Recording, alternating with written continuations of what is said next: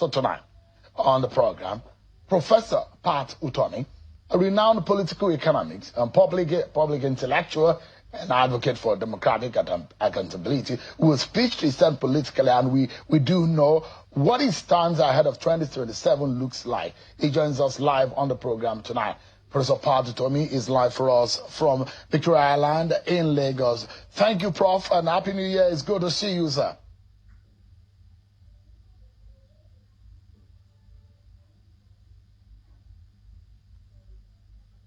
Thank you, sir. I would like to begin the conversation tonight because a lot of people, and it's almost traditional for people to make their year resolution. So there are those who will make the 2026 year resolution.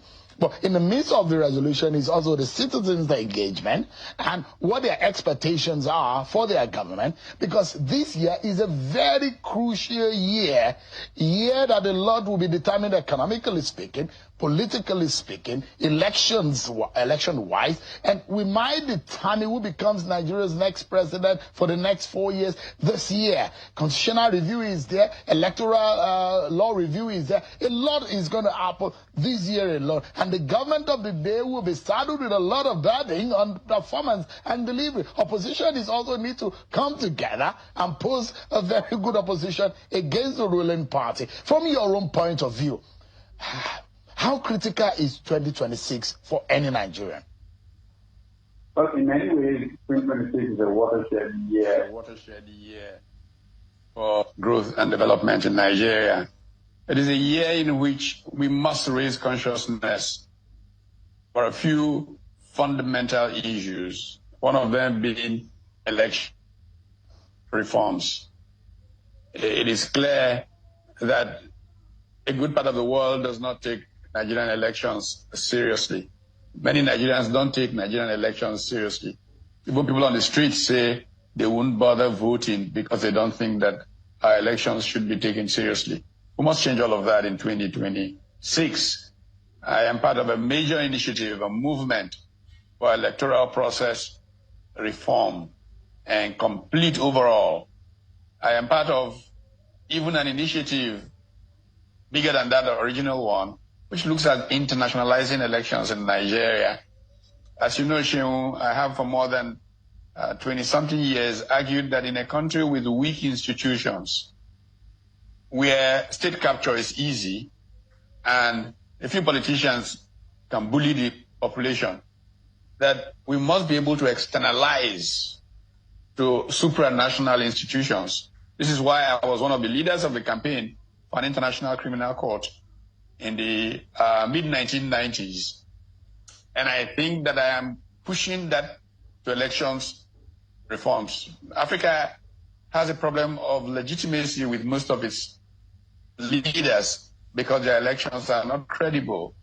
And I believe that one of the ways to make it credible is to have supranational institutions. I want to see somebody come in and arrest everybody who's worked in INEC and try them in New Zealand or somewhere and send them to jail there, because the Nigerian judiciary is in a position where you can't have decent engagement with people connected to power. So it has to be internationalized and let the world hold INEC responsible for us. If they can't, then the streets of Nigeria have to hold INEC responsible, because what INEC does matters so much for legitimacy, and legitimacy matters so much for the ability of government to deliver the goods of democracy to the people. So there is that front. There is the economic reforms front, obviously. So much needs to be done in Nigeria. I know that in these days of statistics and propaganda and all of that, all kinds of things are flying around, and that's good. Let the things that are being achieved be put on the table. Let rational public conversation take place around those. That's the way we strengthen our institutions. That's the way we build alternative policies. I hear so much about revenues, raising revenues, tax reforms, and all of that. It's all good. I think tax reforms are a very important thing. My play in the Nigerian political system started with tax reforms. That was what I promoted in 1982 that led to a major conversation that brought me into government back in those days. I think that we need tax reforms, but we have to discuss this in context, because tax reforms are of no use if you are not accountable for the use of tax revenues. This is why the Boston Tea Party took place. This is why the mantra exists: no taxation without representation. Because the idea of representation is that your elected representatives can then hold the executive branch accountable for the use of every dime, every kobo. But we know that the National Assembly is a bit of a failure, so we can't hold them responsible for holding the executive accountable. So we've got to find other ways of ensuring that your revenue, your tax money works for you. If it doesn't work for you, then you shouldn't pay that tax. That is a legitimate position to take. And this is, again, like I said, the outcome of the Boston Tea Party. We should also recognize that in the accountability frame, there are specific needs that people have that they can make a demand of a system to take care of.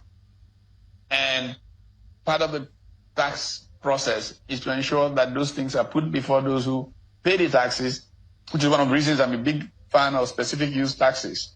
You know, you collect gasoline tax, highway maintenance.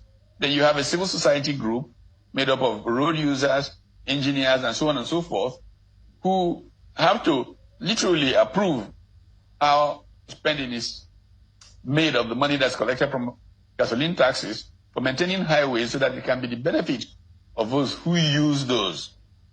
I also think that if we're talking taxation and all of that, that we must have a process through which we look at optimal levels of taxation.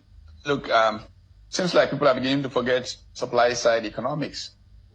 You can tax and tax and tax, but you can tax to a point where you don't get investments because people are taxed out and you don't have what to tax down the future.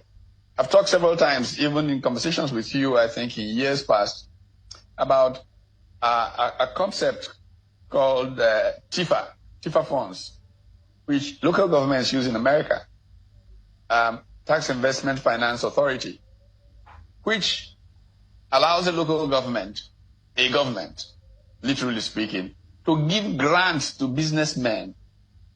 Grants, I don't mean even loans. Grants, loan guarantees, and so on and so forth. In the anticipation that if their anchor tenants, for example, develop a mall or some facility, that will lead to tax revenues of a certain amount in the future. So to get those future taxes, governments actually support businesses growing. But where you get a situation where you just tax and kill businesses, one day there'll be nobody to pay the taxes. And so going from a stream of nobody paying taxes. If I may jump in, does these tax, because I mean, there are those who will say, give it to this government, you might not like it, but tax reforms were very important and critical. We needed it like yesterday, and it is happening. And there are those who are praising, giving this government some thumbs up to say, yes, it takes a lot of political and audacity, political will to be able to make it happen. But does this government look like what? Not when you spend the money. Not when you spend the money recklessly. It's a good thing to have tax reforms. It's good for people to pay taxes. When you spend that tax money recklessly, it does not deserve to be paid. Secondly, I was talking about supply side economics. Arthur Laffer was a professor at UC Berkeley back in the days when Reagan came to office, making the point. And the Laffer curve was offered as a good, sense for looking at optimal levels of taxes. So yes, tax reforms are good. Paying taxes are important. That's what makes you a citizen. People have to pay taxes and hold governments accountable for the taxes they have paid. But a certain level, taxation can lead to suboptimality, where you really get to a point that you won't get more taxes down the line because people are not investing as a result of the taxes they paid yesterday. And we have to put a lot of things into context, by the way. It's easy for somebody in Washington to use Washington consensus argument to say, tax to GDP ratio. He hasn't told you who pays taxes in Nigeria and what else they're carrying. They're running their own local government, literally, their own water, their own light, their own, all of this. And then 3 or 4 extended families that are carrying them. And then you think of them in computing their tax in the context of the computing tax of an American who doesn't have to deal with any of those kinds of things. So it's a good idea. The tax reforms are good, they're important. But Prof, let's make sure that we put them properly together. We are seeing the early stage of the implementation of the tax, the new tax laws. Are there things that you have identified as flaws in the tax reforms or the new tax laws? Because we are seeing the early stage. No, the flaws and whatever have been pointed out, KPMG and others, let the conversation go on. What I'm interested in having rational public conversation that leads us to a tax reform package that's good for the Nigerian people. We need those. We need we need new tax laws and all of that. And the various experts can contribute and have a rational conversation. And what comes out as best for the Nigerian people is very welcome. I think that is important. I'm not going to poo-poo tax reforms. They're important. We need them. But I'm going to make sure that they're not just revenues for people to spend. We need to look at maybe even constitutional reforms that limit how you spend those kinds of monies that you raise. Do we need balanced budgets? Do we need all of those are issues that we need to bring into conversation. So yes, starting the process is a start for rational public conversation. Once we can have rational public conversation around those issues, then we can possibly make progress. But I'm interested, Prof, as an economist, what do you make of these government decisions and policies economy-wise? So let's look at the micro and the macroeconomic policies of this government. And there is a pinch that also has on the skin of the average Nigerian when those policies took effect, when those decisions were made by the President, Bola Tinubu, and we are entering into his 3rd year in office. So there is no time for testing any longer. This is the time that Nigerians need to start feeling the effect.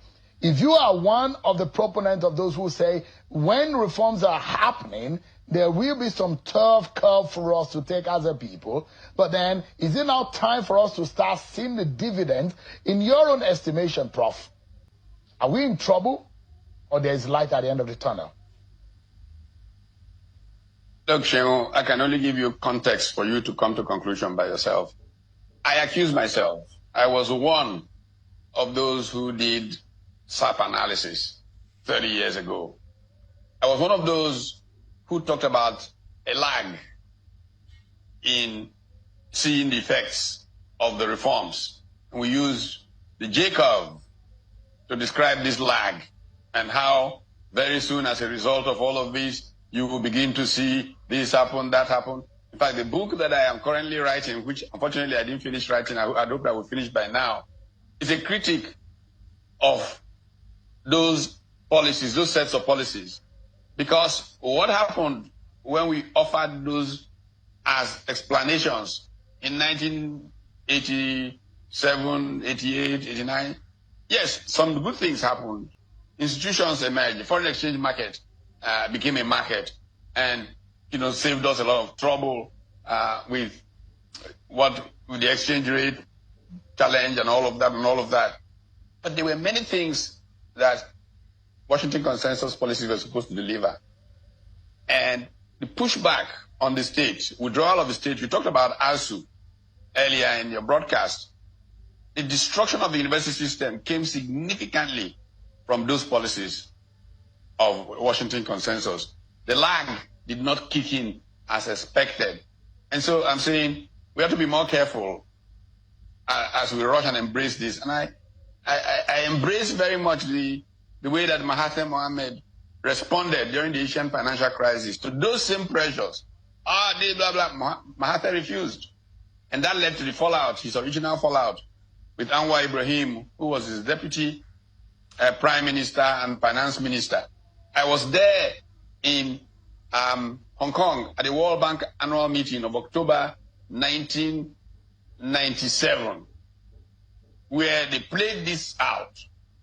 And, the Western media tried to push Anwar as the reformer, the preferred person. Of course, Mahathir played Malaysian politics and got Anwar out. A few years later, the IMF would agree that Mahathir made a more intelligent choice than they were making.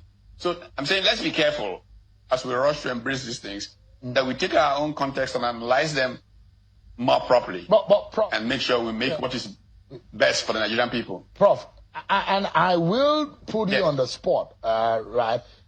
You're not responsible for the policies of government, but I know that you are a teacher of economics, and I want you to do some marking tonight. And in doing that job tonight, I would like you to let Nigerians know what you make of this government. Or else, if you have a problem assessing your very good friend, President Bola Tinubu, you know that he knows the numbers and you know his expertise. But are those expertise working? Should we make adjustment? We are in the third year. And we need to be careful. If we make any further error or mistakes in our economic decisions as a people, we might be headed for a disaster. How do you assess, how do you mark the examination that this government has entered into? Failure or way to success? The person better placed to mark the example is the citizen. People on the streets. Ask them, are their lives better today than their lives were a year ago, 2 years ago, 3 years ago? And that's your answer. I don't have to offer an answer.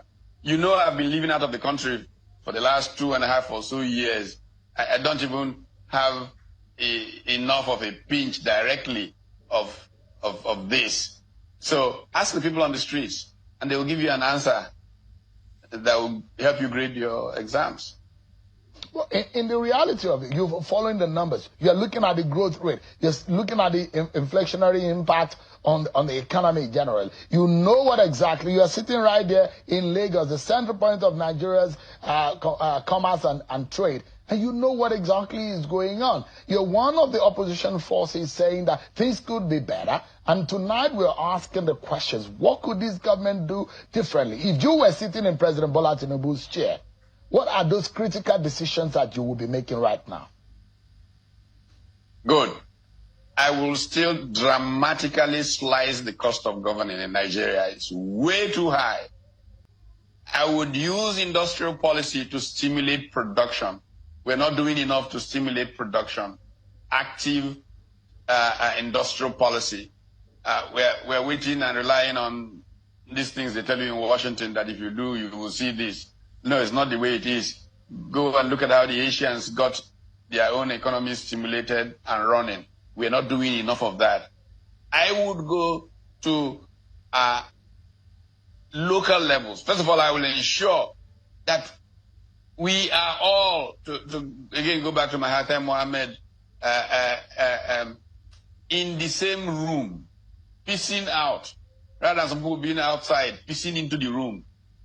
There's too much division in the country. We need to go for consensus, inclusion, and inclusion facilitating industrial policy, even at the grassroots, to drive particular production. Look at even Ethiopia and places like that and see what they managed to do. And we should be doing that. But we're letting politics take over in Nigeria. Everything is politics, re-election. This, the people are suffering. Let's think about the people. Let's build a consensus amongst the Nigerian elite, looking at how to best serve the people, not, spending, public money like, it doesn't matter, whereas people are dying, it does matter. Those motorcades should come down. Those bloated allowances should come down. Let us look at Egypt. Look at what President Sisi is doing. Let's act like him. Forget those other people out there and see how he's driving real growth. And they're building Egyptian companies and moving forward. We're not doing it. We're too obsessed with politics.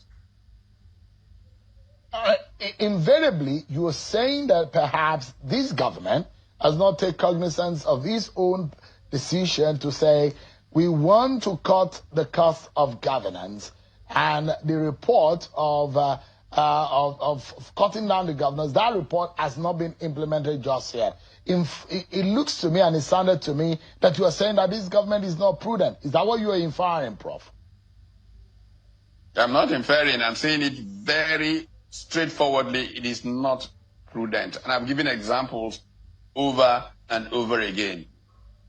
We should not. The National Assembly makes matters worse every day. We should remember that people are suffering. We should take scarce public resources and use it to create opportunities for people's lives to be better.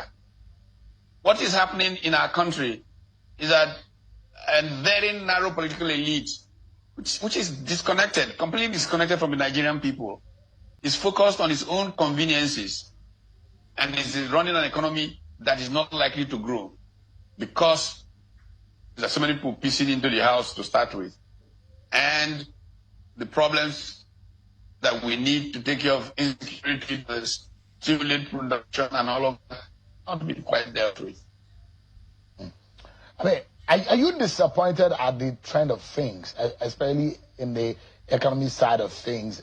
And how would you reflect, or how would you assess this government's statement to say, look, if they had not come in when they came in and intervened, that this country would have found itself under, especially from the economic policies of the Buhari government, and they describe as most disastrous. And some people have described the Buhari economic decisions as set Nigeria back 20 years in time.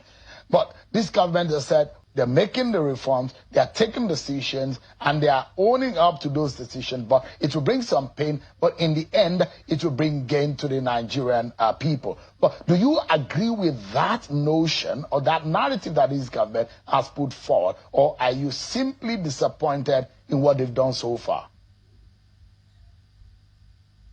Well, first of all, I thought this government was a continuation of the Buhari government. That's what they said themselves. I didn't say that. They said they were a continuation. They have come to further what the Buhari government has done. And by the way, the most important thing the Buhari government did was continue to print money and print money until the Nigerian economy was almost becoming a joke. Okay, yes, we stopped printing, but we're still borrowing and borrowing without thinking enough of investments that create wealth, that lead to production, and not seeing that you need champions for different kinds of economic activity we want to stimulate. I keep referring to the president of Egypt and what they are doing there. I think somebody should go there and look at what they are doing, the seriousness of their leadership. We don't show that seriousness here, I can tell you for a fact. And corruption is more today in Nigeria than it was even under Buhari, which was terrible. Institutionalization of graft. How can you grow an economy when that is the order of the day? Look, they say policemen don't follow VIP around. Go to what they call the other people to get security. The other people are collecting incredible bribes from companies and all of that. They say, go to Abuja, go and tell them. They too are chopping there. When people tell me these things, they come back to me and say, Nigeria, who will save us? But we are not showing enough commitment to the things that are undermining the development of this country. Getting at them. We are not. So doing too much business as usual. President Tinubu is not the Messiah a lot of people thought could come and save us. I'm not in the Messiah business. The problem of Nigeria is really looking for messiahs. We don't need a messiah. What we need is collective ownership of the problem by an elite. any president, anybody that gets into office, my view, and I've said this clearly, the tool in ADC, is that no one person should be that powerful. There must be a college of people who say, okay, this is where we're going. We hold each other accountable. We hold this president accountable. He cannot spend money like this. He cannot do that. He cannot do this.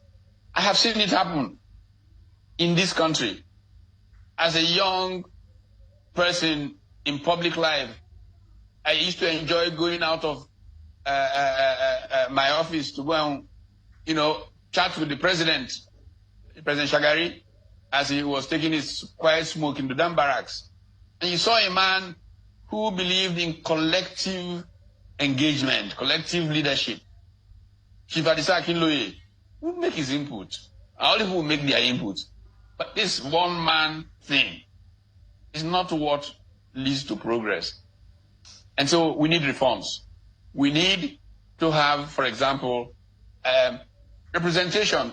Okay, look, the incumbent, whether you believe the figures of the INEC people or not, has just 30-something% of the vote.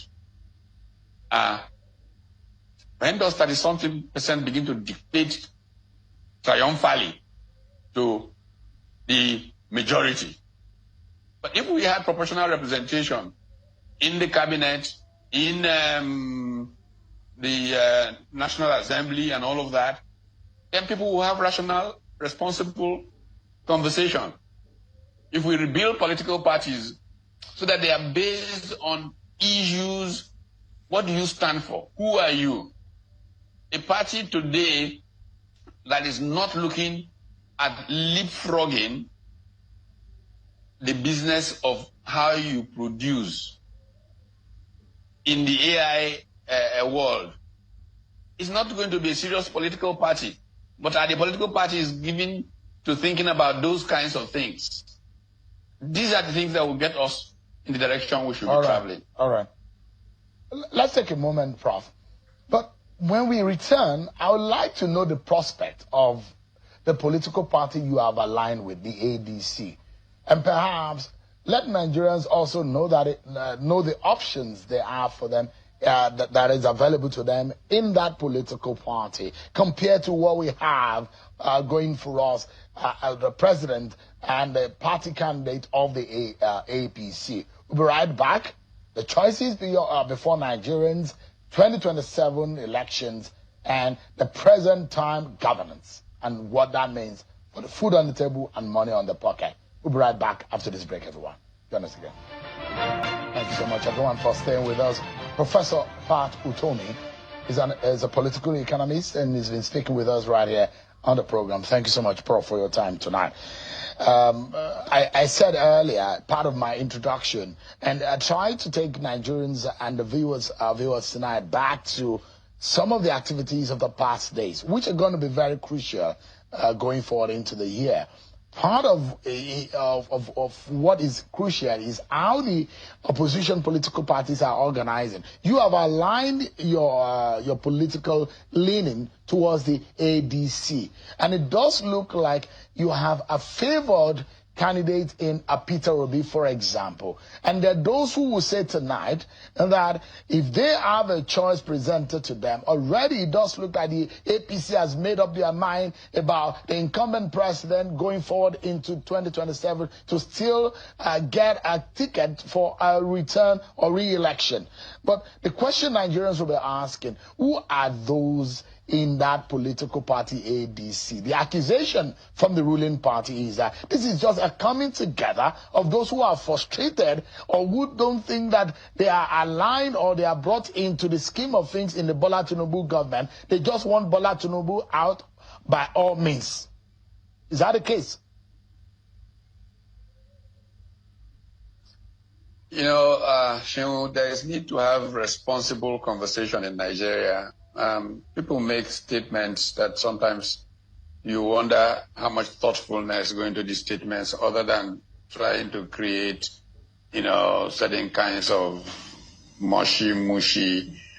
First of all, the biggest challenge before Nigeria is getting its elite to come together. I've been talking about inclusion. If you want to be totally honest, I have never left the ADC since 2007. We went around trying to find people to come together. After we made the 2007 run with the ADC, and if you listen to Ralph Okenwosu in Enugu on 31st, he tried to talk about this. I went out trying to see how we could build these coalitions. At one point in time, that coalition effort included both the incumbent Tinubu and most of the people in the ADC today. Good, bad, ugly. If we are going to make progress, it is important to bring everybody into the house piecing out than some people outside piecing in. And this is for me, the big possibility that exists in this new ADC. There are so many people who have come into the house. If we could get them together and they agree that they can work together, infused with new blood, they may be old blood. I have working groups that I have built through the years. Many are professionals who have held leading positions in public and private sectors, but may not have been active in elected public office. And they constitute a big group that I lead. And in the next couple of days or weeks, we will come forward with this group. You see 200 of the best minds in Nigeria together.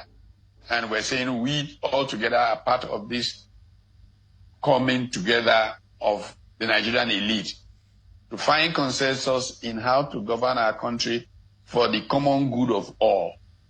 So if the people who are saying those are disgruntled people, who are the people in APC that are undisgruntled people? Why is everybody trying to join one party, damaging democracy in our country? Why is the APC trying to damage every political party outside of the APC? But look, Prof, my argument for... Prof, the question here is that why should any Nigerian or why should Nigerians trust the ADC? Why are they... That's what I'm trying to tell you. Yeah. Why? I'm trying to tell you that. I believe that in the next couple of days, the ADC will probably announce its policy group. And part of what I am hoping that policy group is going to do is say, this is who we are. This is where we believe Nigeria should be going. This is how we will get there as Nigeria. And I have some acronyms I've thrown out already that capture this business of leapfrogging both values and specific industrial policy ideas that will make it a party focused on production, generating what has eluded Nigeria the most, a simple thing but fundamental thing called power, and then using it to drive entrepreneurial people's capitalism. This is the kind of group that I am coming with that will hope to be the base Professor Utomi, of the ADC as a transforming group. Yeah. Your response to that has not answered the questions of those who think that ADC still looks like a recycling of the characters or the kind of people that are around this country over the years without APC results. Is not a recycling. So why APC is not a recycling? That's the question I'm asking. If there are no new personalities. It's a meaningless concept. Those no personalities are there. They're there. I just told you about these 200 people that are part of my core group. They have not held public office in Nigeria. They have led companies. 200 of them, leading people, and they're coming with me. We're going to stand on the podium in a few weeks and say, here is the heart of the new ADC.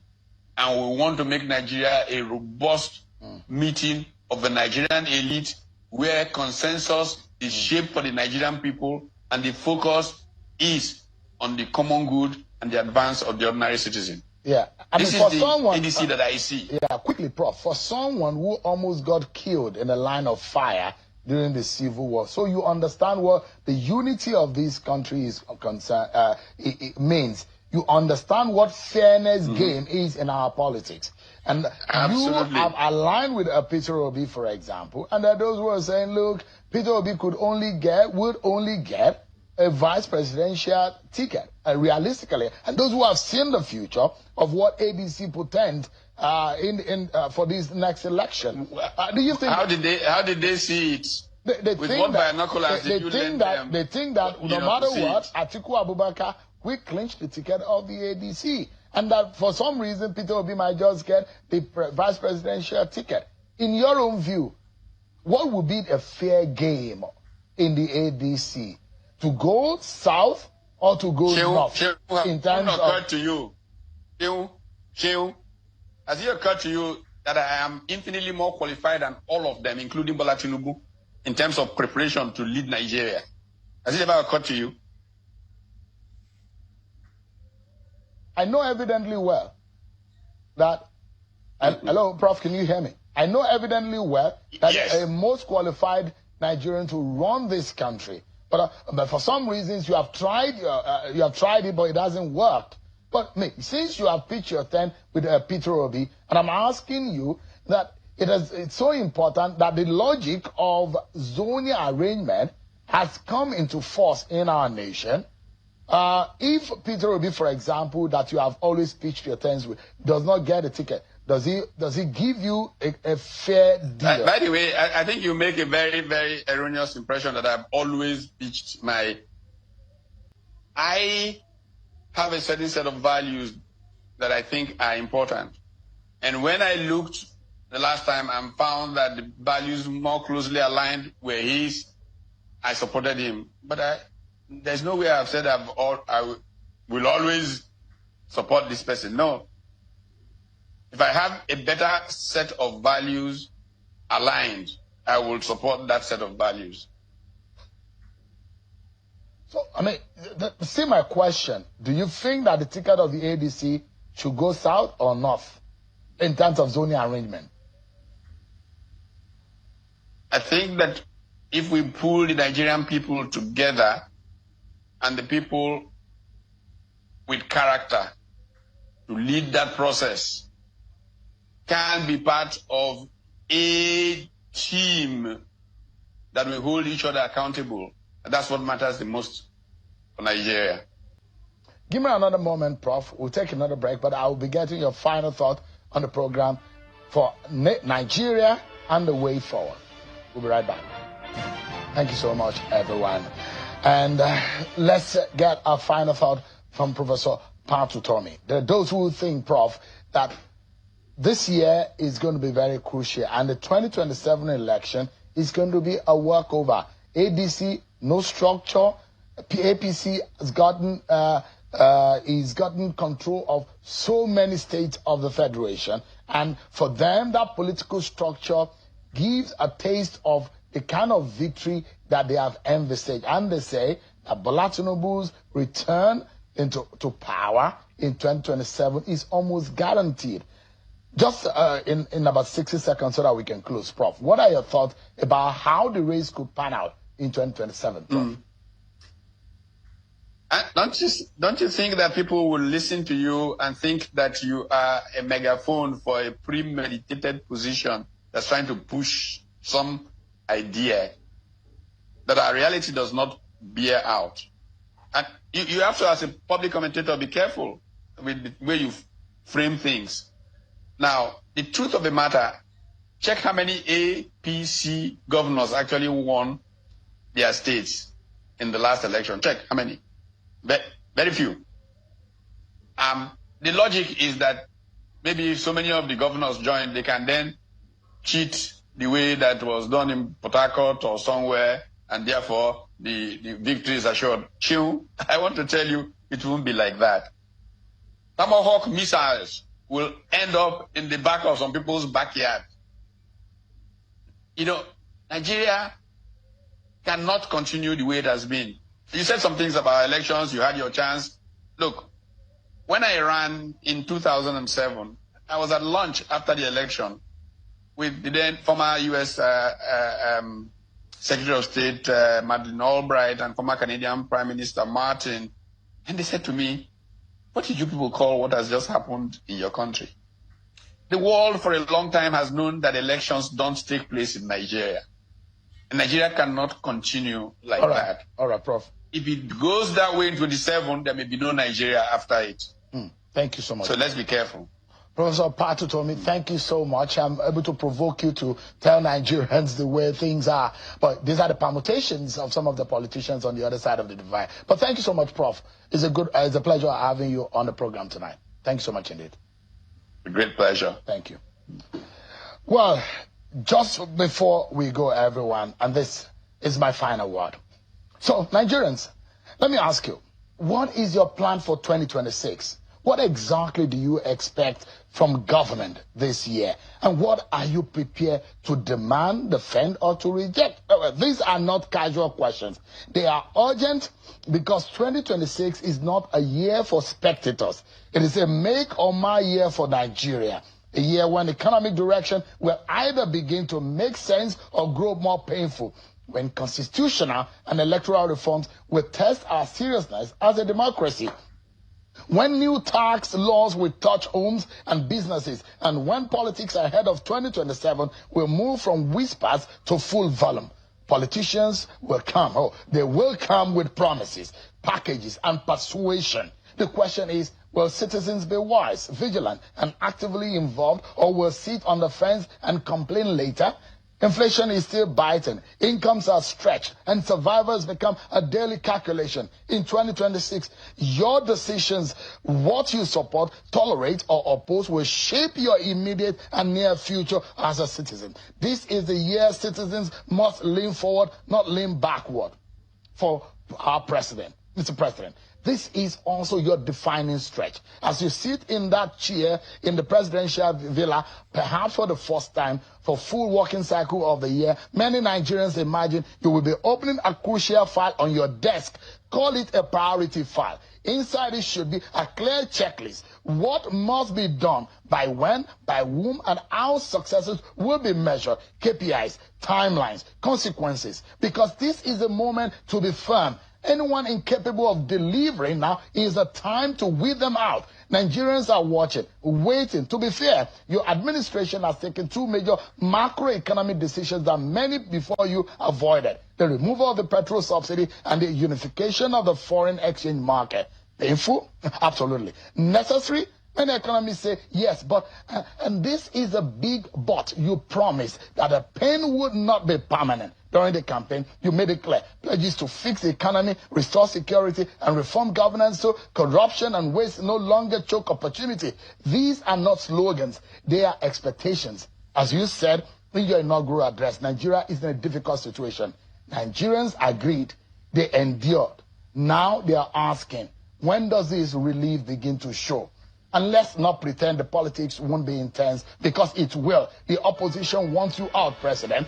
Campaign calculations for 2027 will dominate 2026. Distractions will come thick and fast. Cheerleaders will tell you all is well, even when the streets say otherwise. But listen carefully, Mr. President. The poor, the working class, the small business owners, they are carrying the heaviest load. They are not asking for magic. They are asking for empathy, protection, and visible progress. Mr. President, it is in the national interest that you succeed. A failure of your government will be a disaster for Nigeria. A success would stabilize the country and reset hope. And Nigerians, this is a path for you in 2026. Is a year of active citizenship. No sitting on the fence, no political sleepwalking. History is knocking loudly, and how this year is handled by leaders and by citizens will determine how Nigeria's story is written next. Listen closely, decide wisely, act deliberately, and that is my final word tonight, everyone. Many thanks for watching. I'm Sean Wakimale. God bless Nigeria.